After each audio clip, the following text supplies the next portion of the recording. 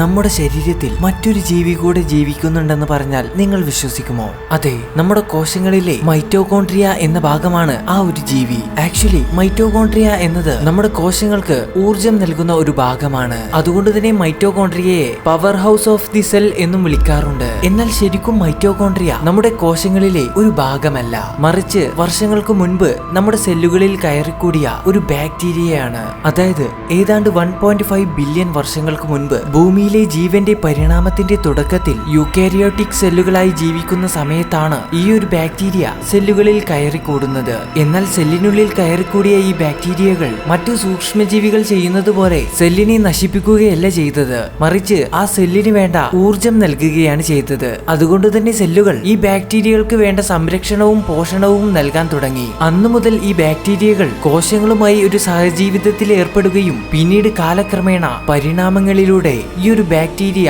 കോശങ്ങളുടെ ഒരു ഭാഗമായി മാറുകയും ചെയ്തു. ഇനി എങ്ങനെയാണ് നമ്മൾ ഇത് മനസ്സിലാക്കിയത്? അതിന് കാരണം മൈറ്റോകോൺട്രിയയുടെ 3 പ്രത്യേകതകളാണ്. ഒന്ന്, മൈറ്റോകോൺട്രിയക്കുള്ള സ്വന്തമായിട്ടുള്ള DNA ആണ്. അതും ബാക്ടീരിയകളിൽ കണ്ടുവരുന്നത് പോലെ വൃത്താകൃതിയിലുള്ള DNA. 2, ഇവയ്ക്ക് ബാക്ടീരിയകളെ പോലുള്ള റൈബോസോമുകളുണ്ട്.